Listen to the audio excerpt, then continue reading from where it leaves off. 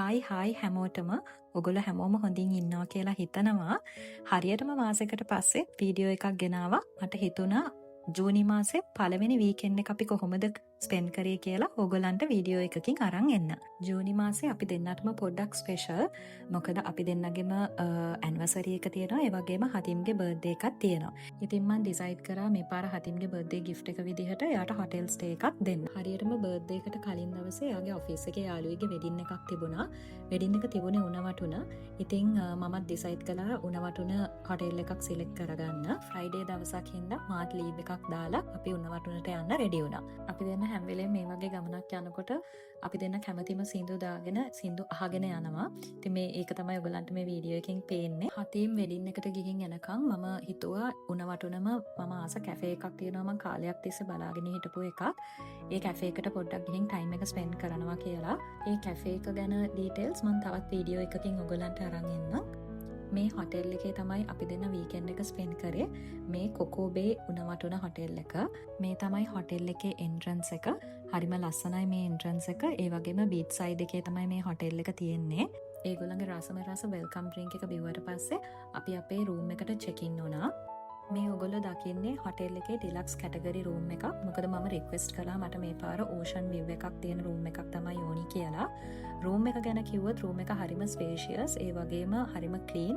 සාමාන්‍යයෙන් හැම හොටෙල් එකකම තියනවා වගේ මේ රූම් එකෙත් ෆ්‍රිජ් එකක් තිබුණා, වෝඩ්රෝබ් එකක් තිබුණා, ඒ වගේම අපිටම හදාගන්න පුළුවන් විදිහට ටී කොෆි ෆැසිලිටිස් තිබුණා. ටී ගැන කිව්වොත් එක එක රේන්ජස් තිබුණා. ග්‍රීන් ටී, එතකොට සිලාන් බ්ලැක් ටී, ඒ වගේ ගොඩක් දේවල් තිබුණා. මේ ඔගොල්ලෝ දකින්නේ මම රික්වෙස්ට් කරපු විදිහටම හොටෙල් එකේ රූම් එකෙන් පෙනුන ඕෂන් විව් එක. මේ විව් එක ගැන මට කියන්න වචන නැහැ. ඒ තරම්ම විව් එක ලස්සනයි.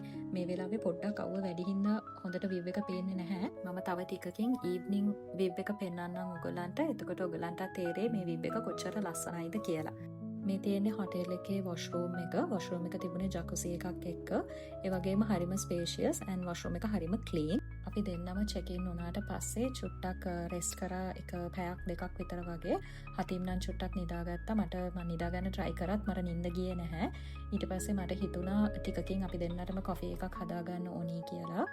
කොෆි එකත් හදාගෙන අපි දෙන්න රූම් එකේ බැල්කනි එකට ආවා.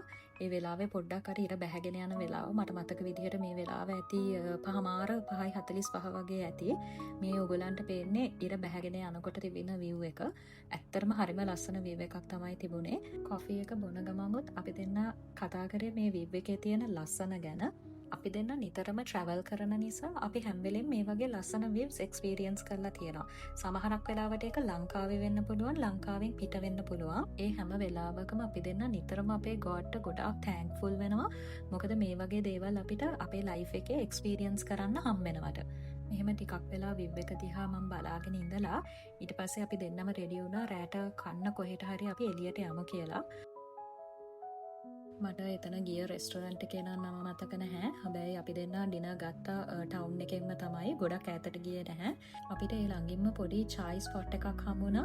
ඉතින් chai අපි දෙන්නගේම favorite හින්දා අපි දෙන්න ඒකත් පොඩ්ඩක් try කරලම හොටෙල් එකට ආවා. හොටෙල් එකට ආවට පස්සේ හතිම් නම් චුට්ටක් වෙලා TV එක බලාගෙන හිටියා. මමත් බලාගෙන ඉඳලා මම කියව හිටපු පොත අතට ගත්තා. මේ ඒකේ තවත් chapters 2-3ක් හරි ඉවර කරන්න ඕනි හින්දා මම මේ book එක ගත්තේ last September books exhibition එකෙන්. අද තමයි ඒක කියවන්න ගත්තේ මම. පොඩ්ඩක් කියවගෙන යනකොට පොඩි slow reading එකක් කියලා මට feel වුණා. හැබැයි මම ගොඩක් book shops වලට කැමති හින්දා මම මේ පොත ගොඩක් enjoy කරනවා. තාම හැබැයි පොත කියවලා ඉවර නැහැ. මේ දවස් ටිකේ පොඩ්ඩක් වැඩ වැඩි හින්දා තාම පොත කියවගෙන යන ගමන් තමයි ඉන්නේ. හැබැයි මේ පොතෙන් ගොඩක් දේවල් මම ඉගෙන ගත්තා. chapters 2-3ක්ම කියවගෙන යනකොට මට පොඩි නිදිමතක් ආවා. මං හවස නිදාගත්තේ නැති හින්දා ඒ හින්දා අපි දෙන්නම ඊට පස්සේ නිදාගත්තා. ඊළඟ දවසේ පොඩ්ඩක් අපි ස්ලෝ මෝර්නිං එකක් තමයි අපි දෙන්නටම තිබුණේ. උදේ ප්‍රේ කරලත් ආයෙ තව චුට්ටක් වෙලා නිදාගමු කියලා නිදාගත්තා. මොකද ඊළඟට අපිට තිබුණේ කොළඹට එන්න. ඉතින් ඒ හින්දා අපි පොඩ්ඩක් හෙමින් තමයි අපේ උදේ වරුව පටන් ගත්තේ. ඊට පස්සේ ඇත්තටම කළේ අපි දෙන්න ගිහින් අපේ බ්‍රෙක්ෆාස්ට් එක ගත්ත එක. හැබැයි මට ඒකක්වත් රෙකෝඩ් කරන්න බැරි වුණා. මොකද පොඩ්ඩක් ඒ වෙලාවේ හරි වැස්සක් තිබුණා. බ්‍රෙක්ෆාස්ට් එක ගන්නකම්ම පොඩ්ඩක් වැස්සා. ඊට පස්සේ බ්‍රෙක්ෆාස්ට් එක අරන් ඉවරුණාට පස්සේ පොඩ්ඩක් පෑවුවා. ඊට ඒ වෙලාවේ තමයි අපි දෙන්න පොඩ්ඩක් ඇවිදින්න ගත්තේ බීච් එකේ.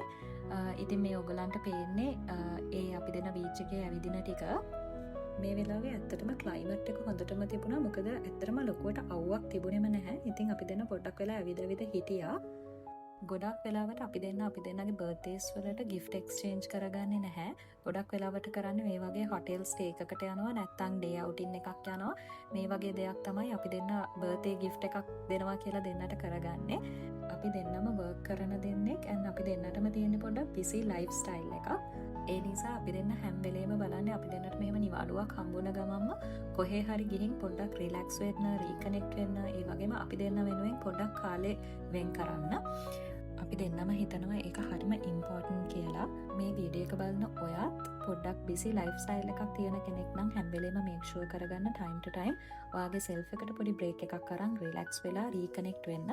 මොකද ඒක හරිම ඉම්පෝර්ටන්ට් අපි අපේ ගෝල්ස් වලට ලං වෙනකොට. ඉතින් මම දැන් මේ වීඩියෝ එක එන්ඩ් කරන්න යන්නේ. එන්ඩ් කරන්න කලින් මේ හොටෙල් එකේ ඕවරෝල් එක්ස්පීරියන්ස් එක ගැන කිව්වොත් මට හොටෙල් එක රේට් කරන්න පුළුවන් 4 star එක්ස්පීරියන්ස් එකක් තියෙන හොටෙල් එකක් විදිහට. හොටෙල් එකේ ස්ටාෆ් එකේ සර්විස් එක, එතකොට රූම් එක, ඒ වගේම ෆුඩ් එකත් හරිම හොඳයි. මම හොටෙල් එක බුක් කළේ බෙඩ් ඇන්ඩ් බ්‍රෙක්ෆාස්ට් බේසිස්. එතකොට මට මේ හොටෙල් එකේ 1 night වලට ගියා 24000. මේ දවස්වල ඔෆර් එකක් තිබුණා. මම හිතනවා ඔයගලන්ට ඕවරෝල් අයිඩියා එකක් මේ හොටෙල් එක ගැන මේ වීඩියෝ එකෙන් හම්බුණා කියලා. ඒ වගේම ඔයගොල්ලෝ අපේ වීඩියෝ එක එන්ජොයි කරා කියලා මම හිතනවා. ඉතින් අපි හැමෝම තවත් වීඩියෝ එකකින් හම්බෙමු.